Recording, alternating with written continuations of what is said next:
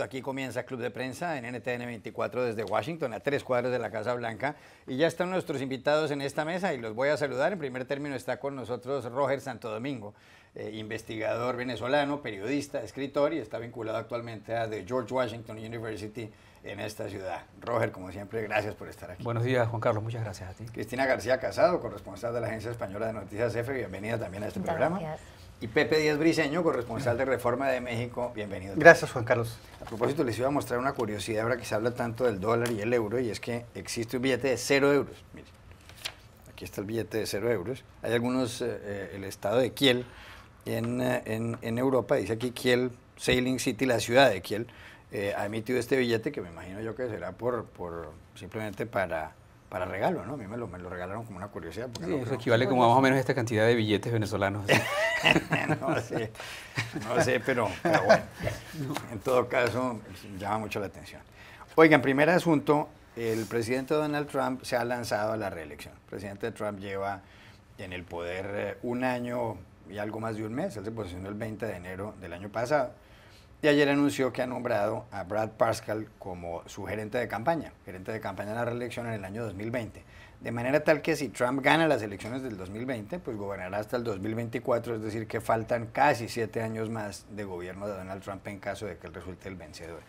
Antes de hablar de Brad Parscale, que es un hombre bien singular, la pregunta es si tal como están las cosas, Trump va a ganar la reelección, porque en el Partido Demócrata no se ve ningún candidato de momento, incluso ni siquiera se ve un líder de la oposición, pero todo el mundo sabe que fabricar un candidato es una cosa que se puede hacer con relativa facilidad. ¿Cuál es su percepción sobre el hecho de que Trump haya dejado ya clarísimamente, y es más, ya había incluso presentado algunos documentos para la reelección hace un año? ¿Cuál es su percepción de este anuncio, de que Trump seleccione a su gerente de campaña y que vaya a pisar el acelerador hacia la reelección? Bien, sorprende y no sorprende, ¿no? Sorprende porque es el presidente que lo ha hecho con más adelanto con respecto al pasado, incluso un año antes, por ejemplo, que Obama. Pero no sorprende, incluso el año pasado, en mayo aproximadamente, la jefe de prensa anunció que sí, en efecto, Trump iba a la reelección, y eso es normal, es parte de la institución presidencial americana, y pocos presidentes pierden la reelección, o sea, no solo por la ventaja de estar en el poder, sino porque es parte digamos, de la tradición política el que el presidente pueda continuar y cumplir con su programa en un segundo mandato. Pero este presidente ha sido muy peculiar, sabemos que desde un principio ha sido muy divisivo para el propio Partido Republicano, de la base del Partido Republicano, tiene el más alto nivel de rechazo que cualquier presidente en la historia a estas alturas.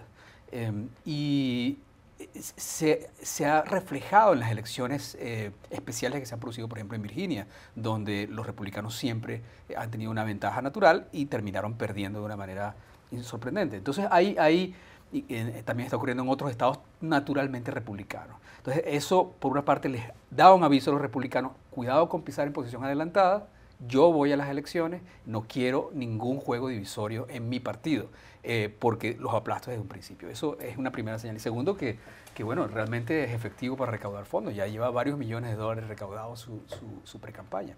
Su oficina está en la sede de la Torre Trump, no la ha cerrado desde que comenzó ni desde que terminó la anterior campaña. Hay quienes dicen que Trump, en vez de gobernar, lo que hace es campaña. ¿Es así? ¿Todos los días?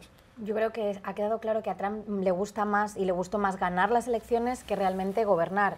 Le vemos que donde realmente disfruta, donde es ese Trump eufórico de la campaña, es cuando hace estos mítines. Es un presidente que desde la Casa Blanca se ha ido, ¿no? Fines de semana, pues lo hemos visto, por ejemplo, cuando aprovecha y se va a Mar-a-Lago, ha hecho mítines también en el centro del país, donde tuvo tantos votos. Entonces yo creo que él tiene toda su energía, o sea, él encuentra la energía en sus seguidores, que es cuando está en un meeting, y entonces ahí eso le encanta, y también en el Twitter, por eso él es muy dedicado, también le encanta hablar directamente a sus seguidores. Creo que lo de ayer sorprendió más a quién ha nombrado para ser su jefe de campaña que el hecho de que va a competir, porque bueno, esto ya lo quedó claro, justo después casi de llegar a la Casa Blanca, él ya hizo las gestiones que se necesitan para empezar todo el proceso, bueno, pues de recaudación de fondos, de formar un comité, todo este proceso burocrático para seguir y perseguir un segundo mandato. Es verdad que lo de que un presidente en el cargo persiga un segundo mandato no es novedoso en Estados Unidos, sí lo es que lo haga con tanta antelación, ha sido uno de los primeros, como comentábamos, pero bueno, hacer cualquier predicción en el mundo de Trump a tanto tiempo vista, yo creo que siempre es arriesgado, pero decir que Trump no puede ganar por este rechazo y división que ha creado nos llevaría a los mismos pronósticos desacertados que hubo antes de que Trump ganara las elecciones, yo creo. Pepe Díaz Briceño. No, pues es muy interesante. Aquí Roger dijo una frase muy buena, de que básicamente este anuncio temprano busca alienar cualquier otra oposición interna dentro del Partido Republicano. Y me parece que en ese aspecto Trump ha sido súper exitoso, a pesar de todos los lloriqueos que hay de los republicanos del establishment, enojados, indignados por la conducta de Trump respecto al acoso contra las mujeres, respecto a los inmigrantes, respecto a las cuestiones morales. Trump está ahí y tiene un altísimo validación por parte de su base republicana. Ahora, también hay que decir, el trumpismo es ya la ideología dominante dentro de la acción conservadora, pues eso a mí me parece que todavía está por verse, pero sí, Trump ha sido muy exitoso en establecer, por ejemplo, una dura línea contra la inmigración ilegal. Sabemos que los republicanos poco a poco se habían estado acercando a esa parte de extrema derecha y Trump realmente lo afianzó. El comercio, realmente se verán todas estas acciones proteccionistas, eso lo veremos en las próximas semanas respecto a la cuestión de un arancel global sobre acero y sobre la renegociación del TLC con México y Canadá. Veremos si exactamente sigue sus tendencias proteccionistas, pero también qué más hay detrás del trumpismo, más allá de las posturas clásicas republicanas de desregulación. No sé exactamente cómo, si esa filosofía pues finalmente se impondrá, pero sí hay que decir, el viernes pasado en la conferencia de Acción Política Conservadora se le rindió el auditorio a los pies de Trump.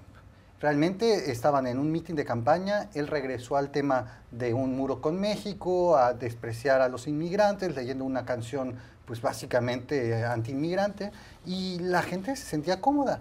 Esa es una muestra de que el trumpismo realmente llegó para quedarse.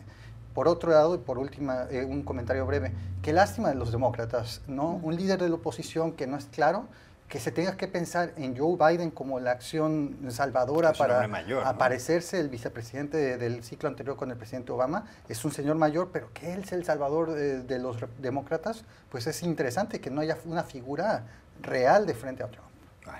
Hay noticia justamente sobre esto de la campaña de la reelección de Trump y el protagonista es, como mencionábamos, a Brad Parscale. Parscale es un hombre bastante singular y oigan la historia. Tiene 42 años, mide 2 metros 7 centímetros, fue el jefe de la campaña de medios digitales de la campaña anterior del presidente Trump y algunos dicen que él es uno de los artífices del triunfo de Trump. Siempre se pregunta a la gente, ¿por qué ganó Trump? Hombre, porque unos odiaban a Hillary Clinton y demás. Bueno, lo cierto del caso es que este señor fue clave. ¿Qué hizo el señor Parscale? El señor Parscale creció en San Antonio, Texas, y estaba en una época en una librería. Él mismo lo cuenta en un reportaje en 60 Minutes, en 60 minutos, el programa de la CBS. Él se la pasaba en una librería tratando de hablar con los clientes para ofrecer sus servicios como un asesor en páginas web. Un día, de la nada, recibió una llamada de alguien que le dijo que si quería vincularse a la organización Trump, alrededor del año 2011. Y empezó haciendo una página web, para un proyecto inmobiliario de los Trump. Posteriormente hizo páginas web para la marca de perfumes de Ivanka Trump, una de las hijas del presidente Donald Trump, y también ayudó en algunas otras páginas web de ese organismo, de ese cúmulo de empresas que tiene el señor Trump. Después empezó la campaña presidencial entre Donald Trump y Hillary Clinton, y en el año 2015 lo llamaron y le dijeron, hombre, ¿usted quiere hacer una página web para la campaña? Y el señor dijo que sí, le dijeron que tenía que hacerla en 2 días y cobró, atención, $1.500. $1.500 por hacer la página web de la campaña de Trump. Llegó un momento dado en que él consiguió que empleados de Facebook fueran a la campaña de Trump. Llegó a diseñar 60,000 anuncios diarios en Facebook, y una cuestión que él advierte es que se dio cuenta como muchos votantes republicanos en ciertos estados de Estados Unidos lo que querían eran mejores obras públicas. Él logró diseñar unos anuncios dirigidos a estas personas, como consecuencia de lo cual votaron por el señor Trump, y ahí aparecieron los 77,000 votos en estados como Wisconsin que le dieron la victoria a Donald Trump. Pero, y con esto cierro para no extenderme, al señor Pascal le pagaron en la campaña de Trump, para la cual consiguió 240 millones de dólares en donaciones en las páginas web. Le pagaron por su trabajo 94 millones de dólares. Pasó de 1.500 dólares de una página web a 94 millones de dólares. ¿Será que este es el hombre para volver a llevar a Trump para mantenerlo en la Casa Blanca? Bueno, no hay duda que mostró una gran audacia, no solo en la adquisición de un cliente invirtiendo que le rindió gran resultado en su inversión, sino que en el manejo porque sí es cierto que la utilización de Facebook, Twitter, el social media para las campañas desde Obama es una parte fundamental de cualquier campaña política. El hecho de que a estas alturas de la campaña se nombre al que fue director de social media como el director, el gerente general de la campaña, te habla de la relevancia no solo la importancia que le da Trump y el reconocimiento que le da al aporte que le dio social media, sino la importancia que en general tiene para las campañas. O sea, Trump el año pasado, lo comentaba el mismo Pascal, luchaba, decía, esto es absurdo, yo no creo en lo absolutamente nada de estas tonterías que usted me está mostrando acá. Y al final terminó creyendo tanto que lo nombró gerente. O sea, el microtargeting, o sea, apuntar específicamente incluso a individuos con campañas, llegó a ser tan preciso con el caso de Pascal que por un solo anuncio llegó a tener 175,000 versiones. O sea, que le llegaba a una persona una publicidad que no le llegaba a más nadie. El mismo anuncio, sí. Y lo importante es que ellos podían medir el efecto que tenía y poder, en la medida que esa persona lo compartía. Es interesante también que este señor está, bueno, él lo ha negado, de que no está involucrado con la conspiración en la cual los rusos participaron, trataron de influir en la campaña. Porque ¿cómo fue que estas empresas que son identificadas como empresas de la costa oeste de tendencia liberal que favorecían a los demócratas tradicionalmente fueron al final el instrumento con el cual Donald Trump ganó? De hecho lo dice, o sea, Twitter fue la forma como Trump conversaba con la gente, pero Facebook fue la forma como él ganó efectivamente, porque le llegaba a una persona en un pueblito rural que estaba preocupado por la infraestructura. Y esos son mensajes que, independientemente de los grandes temas de campaña, importaban a personas en lugares a donde la publicidad de televisión, de prensa no llegaba. Entonces, pero me desvaría, o sea, lo que estaba queriendo decir es que él niega la relación o que haya con Rusia, que haya una collusion, o sea, que haya una complicidad en el proceso de influir en la campaña presidencial, y fue interpelado en el Congreso por ello, pero no hay duda que tuvo que haberlo sabido, tenía todos los instrumentos para manejar, para leer, para escuchar lo que ocurría en el social media, y ese microtargeting también era una reproducción al exceso, digamos, de la acentuación de distintos elementos de odio, de ese lenguaje divisorio que fue tan característico de la campaña de Trump, ¿no? Cristina García Casado. Sí, yo creo que de este nombramiento es interesante ver que se sigue el patrón que ha tenido Trump para manejar su equipo, es decir, es una persona relativamente nueva en la política, porque lo primero que hizo, como bien has contado, tiene esta trayectoria bien sorprendente, ¿no? Fue empezar de poco en poco para Trump y ahora le ha nombrado ni más ni menos que jefe de campaña de una reelección de un presidente en el cargo, que no es poca cosa, ¿no? Entonces se cumple este patrón de personas que no tienen experiencia política y además él lleva a su equipo político y a su equipo en la Casa Blanca como si fuera un negocio familiar, porque él es lo que sabe hacer, que es lo que ha hecho toda su vida, ¿no? Entonces, en el comunicado en el que se anunció este nombramiento, en lugar de que hubiera unas palabras, digamos, no sé, de expertos, de gente con peso, no, las palabras que alaban a esta persona son de su familia. Entonces vemos como todo esto que Trump, vemos el universo Trump tan pequeño en la Casa Blanca, tan reducido a su familia de verdad y a su familia, digamos, a la gente que le ha asesorado en algún momento, que coincidió con ellos, a familiares incluso de otros miembros del gabinete. Por ejemplo, le va a acompañar, ya lo ha dicho, un sobrino de Mike Pence en esta andadura. Entonces vemos que Trump para su reelección está pensando en hacer las cosas como las ha hecho hasta ahora, porque como vemos ha tenido resultado. Y el tema de la trama rusa en este caso es muy interesante y lleva a pensar que vamos a ver si llega hasta dónde llega, ¿no? este nombramiento, porque los jefes de campaña y en general los cargos a Trump no le duran mucho, esto ya lo hemos comprobado, porque la trama rusa, recordemos que se centra mucho en el tema de redes sociales, que es lo que él manejaba, ¿no? Entonces yo creo que, bueno, es muy interesante la noticia, pero queda mucho tiempo y hay que ver cómo evoluciona tanto la trama rusa como las idas y venidas de Trump. Pepe Díaz Briceño, Brad Parscale. Sí, yo creo que, o sea, muy sabios los comentarios de los compañeros de la mesa. Ciertamente este nombramiento tiene que ser pues una buena noticia para todos los chicos que nos están viendo, pues aficionados a las redes sociales y de tecnologías, porque pues sí, el señor tenía experiencia, pero convertirse en la cabeza de una campaña de repente y hacer ganar a un presidente a partir de estas estrategias me parece inaudito, me parece un tipo que hay que seguir la pista, no hay que despreciarlo. Por $1,500 construir intuitivamente una página de internet que básicamente le llegaba al corazón de las personas. Me acuerdo, él se comentó en algún momento que él diseñó algunos de los anuncios, por ejemplo, el de la canasta de deplorables, esa frase que en algún momento utilizó Hillary Clinton para referirse a estos votantes racistas de Trump, pues lo supo explotar. Y ahora, bueno, desarrolló lo que se le llamaba el proyecto Álamo, ¿no? Así se le llamaba al proyecto que manejaba de social media, de medios sociales. Ahora está de vuelta en una reelección, pues realmente el establishment republicano debe estar sorprendidísimo, debe estar humillado.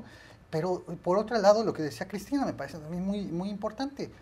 Estados Unidos entregándole todo a esta organización Trump. A mí esta cuestión de la organización Trump siempre me va a parecer una cuestión como casi una iglesia, ¿no? Como la iglesia de la cientología en la que los socios no pueden hablar de cosas internas y Trump pareciera que le entrega toda su confianza a los miembros de esta organización y el señor Pascal pues básicamente viene de ahí. Él no tiene confianza para nadie más, me refiero a Trump, o sea, la propia vocera que es, viene de la organización Trump, la asesora principal va a ser la esposa de Eric Trump, y bueno, estamos regresando a una manera de conducir negocios como se conducen todavía en algunos lados en Latinoamérica, de familias que llevan los negocios e incluso se trasladan al mundo político. Y en el África. Y ya regresamos a Club de Prensa.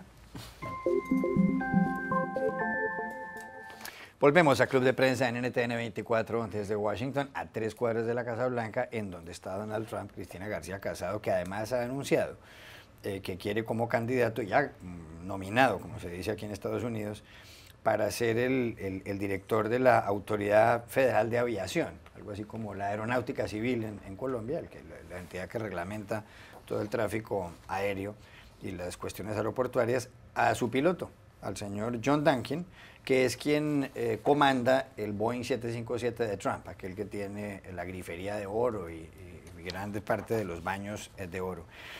Ha dicho Walter Shaub, quien fue director de la Oficina de Ética del Gobierno, que esto es, lo dijo en inglés, insane. Yo no sabría exactamente cómo traducir esa palabra, pero es prácticamente que esto es una auténtica vergüenza. Trump dice, con respecto a John Duncan, dijo, he's a smart guy and knows what's going on. Es decir, hombre, es un tipo brillante, inteligente y además sabe qué está pasando. La modernización de la Federal Aviation Authority, FAA por sus siglas en inglés, es una de las tareas pendientes del gobierno aquí en Estados Unidos y recordemos que este organismo tiene 47,000 empleados y un presupuesto de $16,000 millones al año. Está bien que Trump nombre a su piloto, por la experiencia que tiene el señor Duncan, ¿puede hacer un buen papel al frente de la FAA o esto es un exceso? Hombre, yo creo que este caso, si hemos visto tantos casos, ¿no?, en los que Trump nombra a alguien que conoce, como dice esa expresión de, este chico me cae bien, sabe de esto, ¿no?, puede controlar. Hombre, no porque uno no puede manejar la flota privada de Trump, puede manejar el sistema entero de Estados Unidos en un momento muy clave, como mencionabas, de reformas que están siendo muy cuestionadas en el Congreso, de reformas que implican saber mucho de política, de las cosas internas de Washington, también de manejo de gobierno, manejar tanto personal, o sea, es otro tema, es otra liga, digamos, ¿no? Pero Trump volvemos con este instinto, ¿no?, de me lo conozco, ha sido mi piloto personal, volvemos, como decíamos, a manejar esto como si fuera pues un negocio familiar, que es lo que ha hecho a lo largo de su vida, pero yo creo que este caso, yo quiero pensar que no terminará prosperando, porque es algo muy grande. Yo diría que de las cosas que hemos visto, una de las más exageradas, sobre todo por la responsabilidad que tiene este cargo. No es como nombrar, hemos visto en la Casa Blanca pues algunos nombramientos un poco esotéricos, pero ahora estamos hablando de algo muy grande, que es todo el sistema, la seguridad aérea. Yo creo que aquí va a encontrar batalla Trump. Pepe Díaz Briceño. Yo creo que Trump debe estar bueno, contentísimo, feliz de que nosotros estemos hablando de eso. De entrada me parece que la Casa Blanca de Trump ha hecho un deporte, la filtración de rumores, para que se discutan en la opinión pública de cualquier tipo, se cumplan o no se cumplan, ya veremos, pero se lo soltaron primero a un portal en internet que se llama Axios, y desde el domingo estamos básicamente hablando de esto. El señor Duncan enfrenta una cuestión bastante grave, no es una nominación simplemente que Trump pueda colocar al tipo ahí, tiene que pasar por el Senado. Sí. Y ahí, con un voto de los republicanos en contra, con la mayoría tan débil que tienen, se puede caer ese nombramiento totalmente. Apenas ayer el dirigente del Comité de Comercio, que es el encargado de vigilar a la FAA, ya dijo de que prefiere que esa batalla se libre sobre otros nombramientos, porque es básicamente darle fuego, como decía Cristina, a los demócratas para pues, realmente combatir algo que es muy difícil de defender. Ahora, ¿cuáles son las capacidades, cualidades para que este señor aparezca ahí?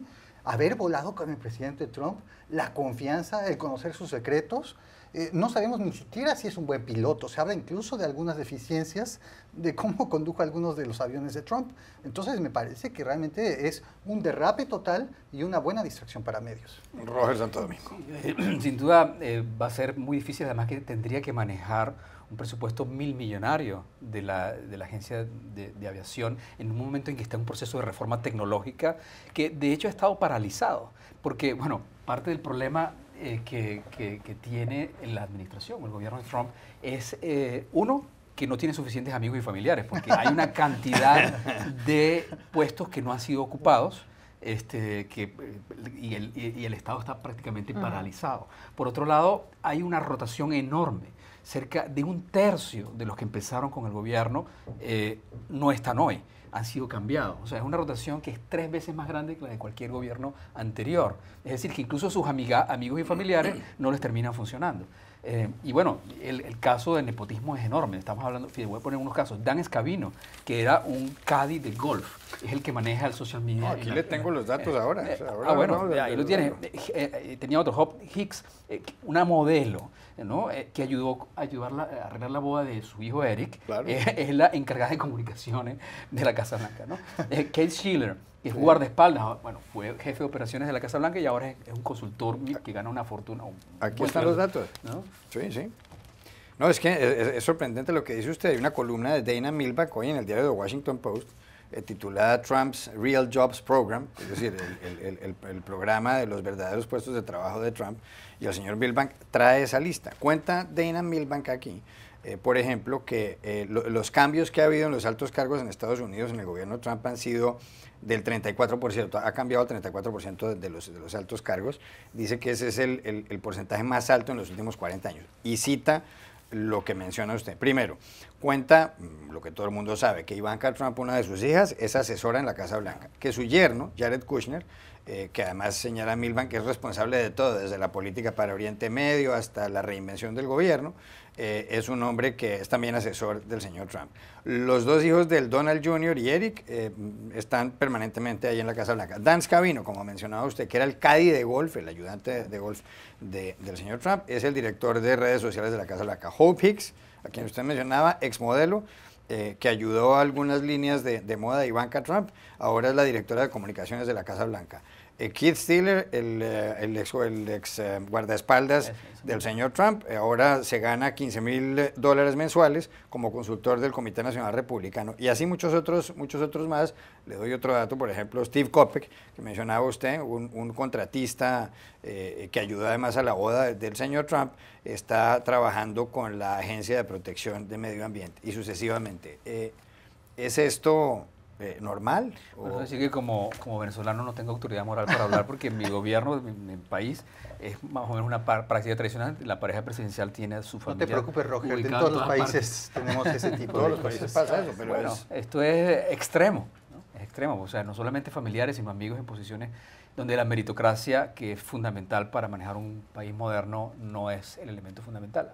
Ahora, que le funciona, le ha funcionado por lo menos para la campaña política. Vamos a ver cómo funciona. Cristina García Casado, ¿qué opina usted de una lista de estas? Le voy a dar otro nombre para que vea usted. Lynn Patton, que entre otras cosas planeó la boda de Eric Trump, es ahora un alto funcionario en el Departamento de Housing y Urban Development, es decir, de vivienda y de desarrollo urbano.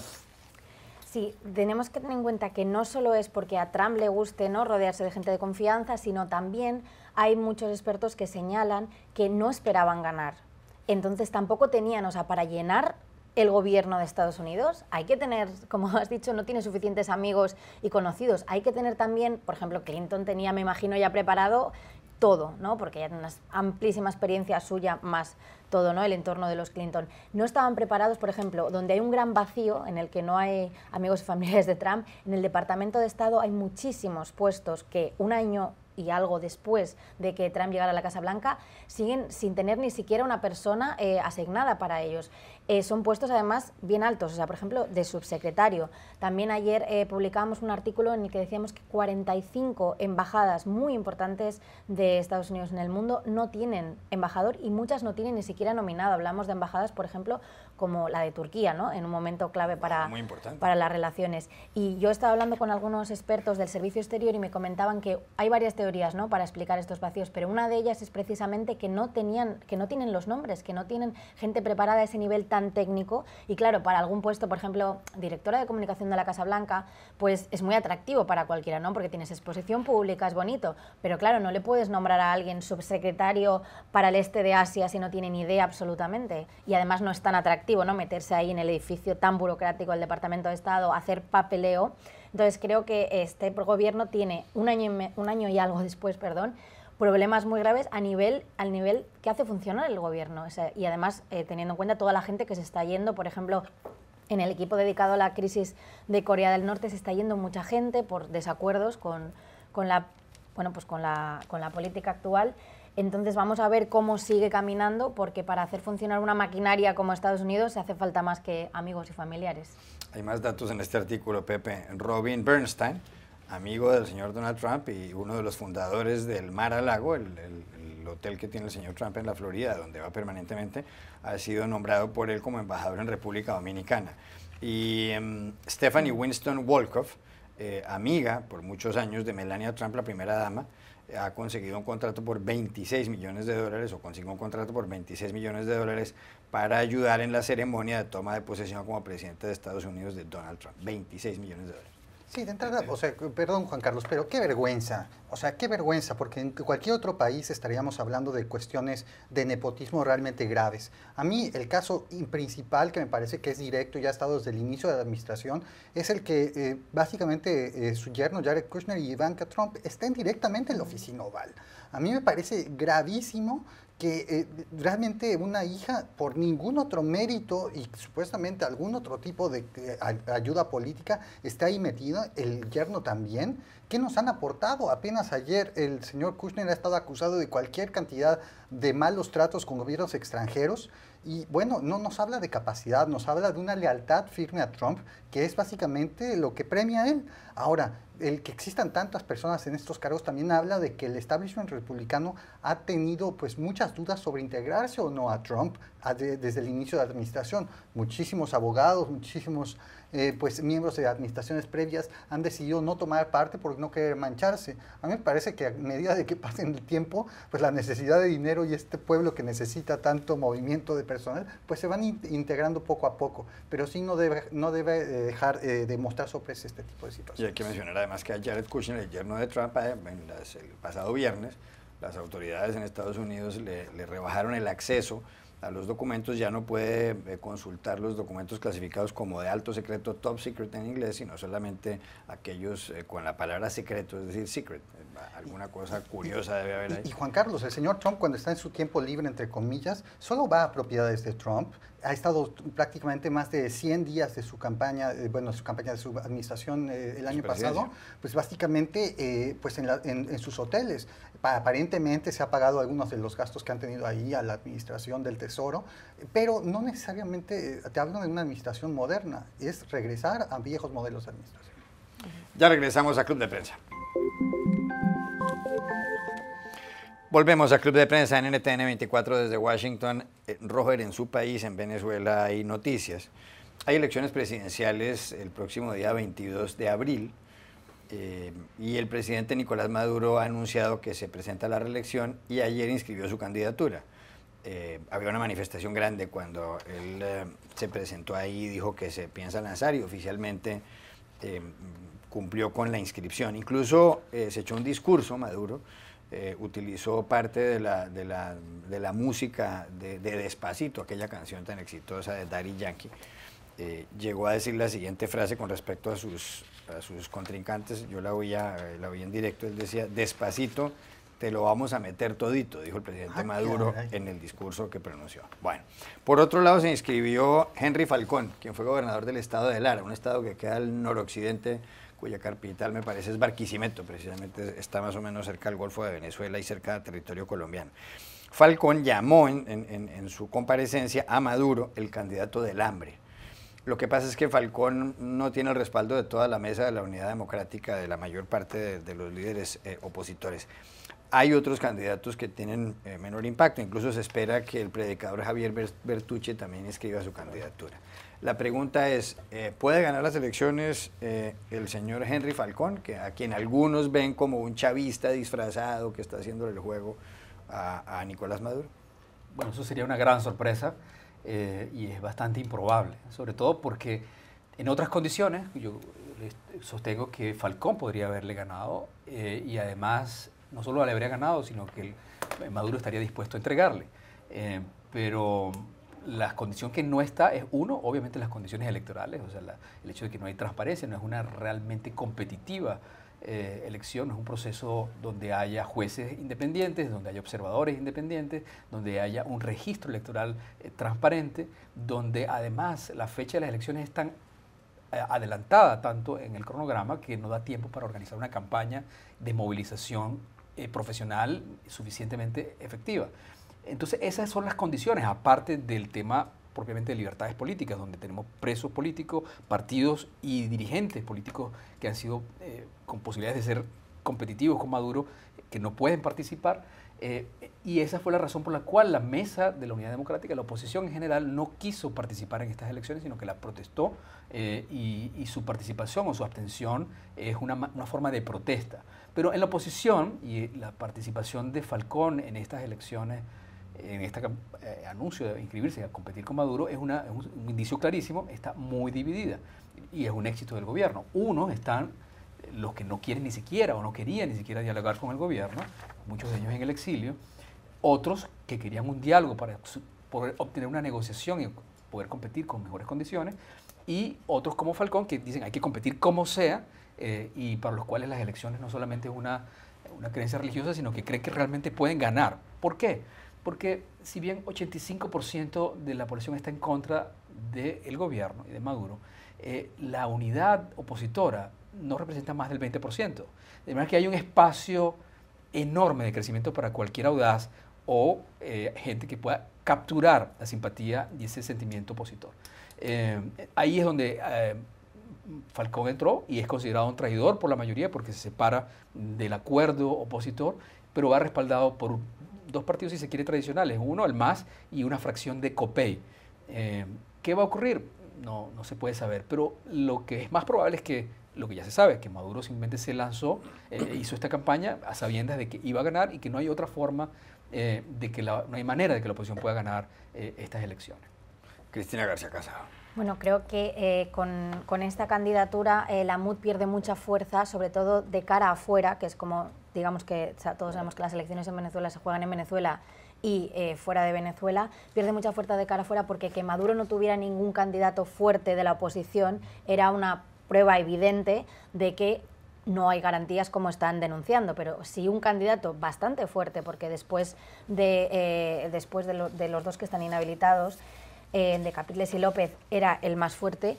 Si se presenta, digamos que ese argumento, volvemos a lo que pasó también con las del año pasado, entre el debate que siempre tiene la oposición, ¿no?, de presentarse o no presentarse. En el momento que alguien rompe ese bloque de fuerza, de presión, de decir no nos presentamos porque no hay ni las más mínimas condiciones de observación internacional, de que sean justos, transparentes, de que los candidatos todos puedan presentarse, de un Consejo Nacional Electoral independiente, en el momento en que alguien hay una fisura, y una fisura tan grande como esta, yo creo que pierde fuerza de cara afuera. Coincido contigo en que Maduro es difícil que haya convocado unas elecciones pensando que las puede perder.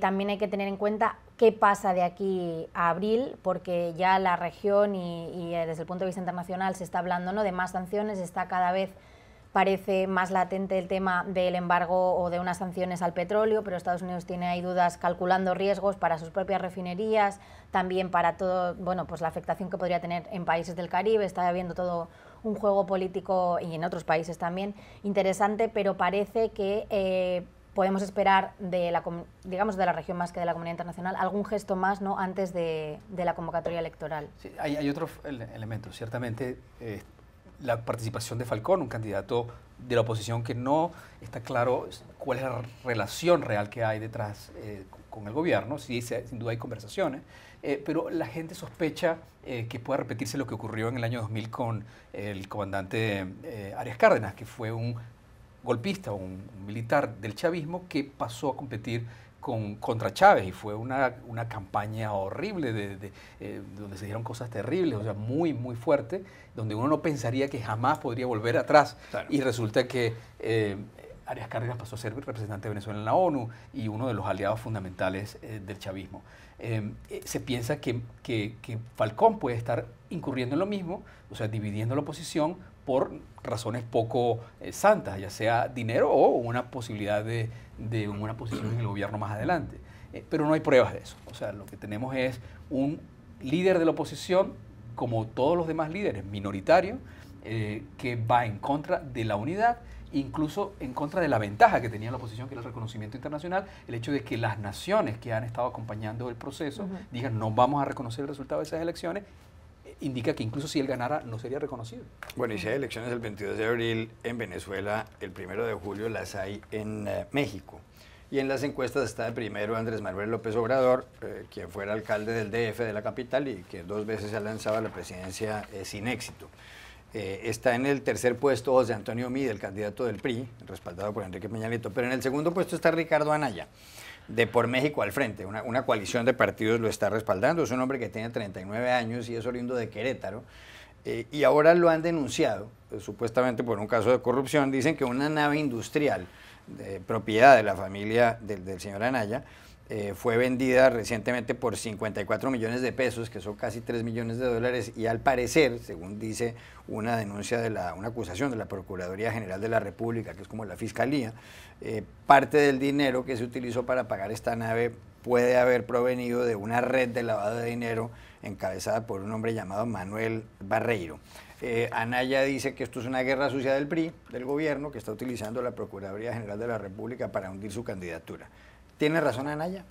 Pues realmente se está viviendo pues, un momento muy interesante en México. En este momento las campañas inician a finales de marzo, estamos en un momento de intercampañas, pero lo más importante aquí para poder analizar esta cuestión es que en México no existe una segunda vuelta, solo existe una sesión en la que se define todo y puede resultar triunfador alguien que muy probablemente ocurra así en México, alguien que gane apenas con 33% del voto, lo que sería pues realmente muy peligroso y habla sobre la gran polarización que hay dentro del país. Ahora, qué casualidad. Justamente ahora que Ricardo Anaya se presenta como el principal retador que podría estar frente al señor López Obrador, el partido en el gobierno, el PRI, descubre básicamente esta acusación de la nada, no había ningún antecedente, se está utilizando a la Procuraduría políticamente, así lo dicen muchos comentaristas, y mientras tanto se escuda pues básicamente en esta pequeña acusación que falta pasar por tribunales, falta pasar por los fiscales, no hay nada probado.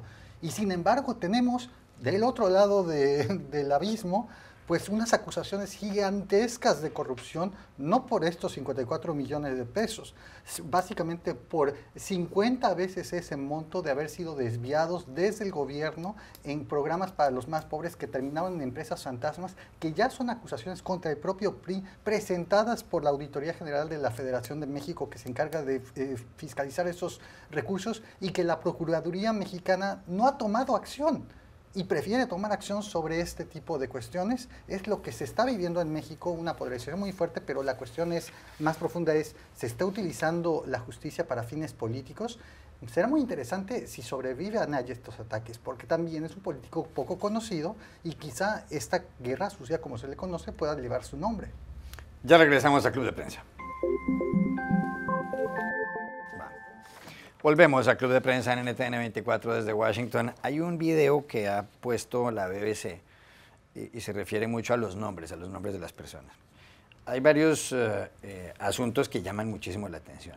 Por ejemplo, menciona el video, si a una persona le ponen enfrente las fotografías de alguien que tiene el rostro muy anguloso y al lado alguien que tiene el rostro redondo, y les dicen que cuál de esas dos se llama Kiki y cuál se llama Bouba, la inmensa mayoría de la gente cree que Bouba es el del rostro circular y que Kiki es la persona de rostro anguloso. Y hay un hallazgo de Wolfgang Keller, un científico alemán, que dice que cuando uno pronuncia un nombre y al pronunciarlo hace un círculo con los labios, uno piensa que ese nombre corresponde a las personas que tienen rostro circular. Ese es el primer hallazgo. El segundo hallazgo de este video es que las personas que utilizan el segundo nombre y no lo usan completo, sino simplemente la inicial, producen un gran respeto intelectual. Voy a poner un ejemplo. En el caso del presidente Kennedy, John F. Kennedy, esa F, cosa que no usamos mucho en español. Y el tercer hallazgo, y por esto les quiero preguntar, es del profesor Simon Lanham de la Universidad de Melbourne, que dice que al momento de unas elecciones las personas votan con mayor facilidad por un candidato que tenga un apellido corto y fácil. En esta mesa, por ejemplo, Díaz, de Pepe Díaz Briceño, sería buen candidato. Cristina es García sería fácil, pero usted que es Santo Domingo. No, yo soy Roger E. Santo. Pero usted que es Santo Domingo estaría perdido y yo que soy Iragorri estaría prácticamente muerto. ¿Le suena este argumento? ¿Le parece convincente? Por supuesto, además coincide con algo que es natural instintivo en el ser humano, que es cuando hay disonancia cognitiva nosotros nos detenemos a pensar o no actuamos.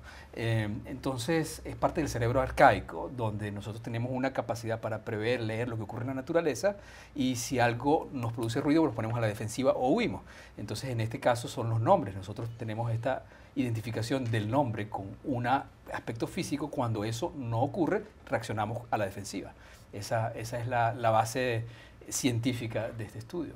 ¿Le suena, le parece convincente ese argumento, el de los apellidos? Me parece muy convincente porque para un candidato su nombre, digamos que es el primer eslogan, es el más importante. Entonces, ¿qué es importante de un eslogan? Que se entienda y que se recuerde. Entonces, una persona que tiene un nombre fácil de pronunciar también, ¿no? Corto, que es más fácil también de recordar, pues va a ser más efectivo. Y yo como periodista quiero compartir, a veces he sentido como más afinidad a hacer noticias por candidatos que me facilitan el titular. Por ejemplo, cuando yo era reportera política en Barcelona, estaba de presidente Zapatero, y Zapatero para titular es terrible, porque Zapatero, en la agencia EFE, que tenemos un espacio limitado para titular, Zapatero te fastidió todo el titular, terrible.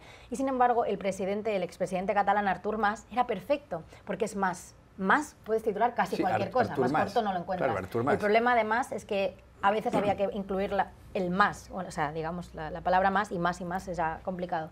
Pero digamos que esto funciona... Entonces Rajoy es fácil, por ejemplo. Rajoy es fácil, es por ejemplo. Apellido corto. Sí, Rajoy es fácil. Es un apellido, sí, exacto, corto. Pero digamos que para mí como periodista el que más he agradecido nunca es Mas, porque son 3 letras, imposible de superar. Entonces, ¿quién va a ganar las elecciones en México? ¿El señor Mid, que se escribe Meade, lo pronunciará uno en español? ¿López Obrador, pero a él le utilizan siempre la sigla AMLO? ¿O Anaya? Bueno, en México, justamente, seguramente derivado del marketing político, acostumbramos a hacer los nombres más cortos, ¿no? El presidente de José López Portillo en los 70 le decían Jolopo. O el jefe Cejas. También al señor Enrique Peña Nieto se le conoce como EPN. Y también, bueno, a otro presidente, Luis Echeverría Álvarez, le decían Lea. Entonces, ahora AMLO pues es una gran forma de acortar el nombre, muy popular, pero lo más importante de AMLO es que lleva siglos haciendo campaña. Yo creo que eso es lo más poderoso para ganar las elecciones. Entonces, ¿qué haría una persona? Yo tal vez el apellido más largo que he leído es el de un músico que grabó, creo que tocaba el trombón o algún instrumento de viento en el disco, ya no existen los discos, en larga duración. El Sur también existe, que es de Joan Manuel Serrat, donde él interpreta poemas de Mario Benedetti. Y había un hombre cuyo apellido era Barinaga Rementería. me acuerdo del apellido, es un apellido bastante largo. Entonces en la agencia EFE ese pobre hombre no... Hay poco más que decir después, o sea, podemos dar un titular, pero muy breve sobre esta persona, no daría para mucho más, la verdad. No, ¿Cuál va a ser su nombre de campaña entonces? No, ya decidido, Roger es santo. Roger es santo. Gracias, Roger Santo Domingo, por haber estado en este programa y gracias a Cristina García Casado y a Pepe Díaz Briceño. Y a ustedes los espero mañana nuevamente en Club de Prensa.